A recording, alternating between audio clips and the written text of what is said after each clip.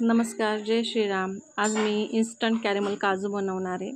कारण की आज मला मिठाई करायला वेळ मिळाला नाही आणि हे मी नेहमी करून ठेवते कॅरेमल काजू, कारण की मुलांनाही हे रेग्युलर खाण्यासाठी उपयोगी पडतात. आणि आज सकाळपासून पार्लरमध्ये गर्दी असल्यामुळे, रक्षाबंधन असल्यामुळे गर्दी होती, तर मला मिठाई करायला वेळच मिळाला नाही. त्यासाठी मी इन्स्टंट कॅरेमल काजू बनवत आहे. तर चला बघूया मी ते कसे बनवले. त्यासाठी मी एक बाउल भरून काजू घेतलेत. गॅसवर पॅन ठेवून त्यात थोडं साजूक तूप टाकून काजू घातलेत. आता ते छान मी भाजून घेणार, खरपूस असे होईपर्यंत मी भाजणार आहे. त्याचा थोडासा लालसर कलर आल्यानंतर त्यात मी साखर टाकणार आहे.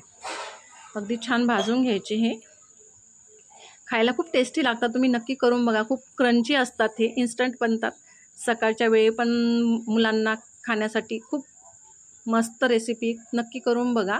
आपण याचं शेंगदाण्याचे बनवू शकतो, बदामचे पण बनवू शकतो, पण मी काजू बनवते, कॅरेमल काजू. आता मी एक साखर टाकून घेते, कारण की हे छान खरपूस भाजले. आता हे मी छान भाजून घेणार आहे.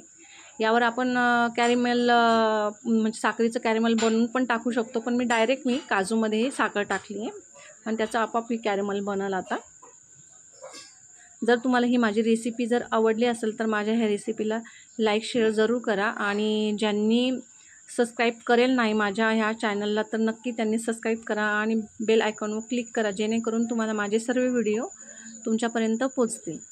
तर बेल आयकॉनवर जरूर क्लिक करा. अगदी छान भाजले, ते कलर पण छान आला आहे, तुम्ही बघू शकताय. पूर्ण ही साखर छान विरघळेपर्यंत कमी आचो करायची, कारण की कॅरेमल काजू फुल आच कधीही करायची नाही. खूप छान दिसत आहे खायला, तर त्यापेक्षा टेस्टी लागतात. नक्की करून बघा. एक तारीख जसा पाक बनतो साखरीचा तसंच बनलं आहे बघा. कलर बघा किती सुंदर आला आहे. खाल्ल्यानंतर इतके क्रिस्पी लागतात हे काजू. नक्की तुम्ही करून बघा, खूप टेस्टी असतात.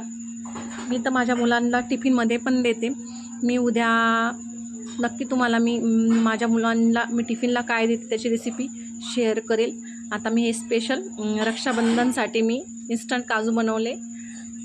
तर बघा किती छान दिसते ही. तुम्ही पण बनवा, तुमच्या घरच्यांनाही खाऊ घाला आणि भावाला नक्की करून घेऊन जा. चला, बाय बाय.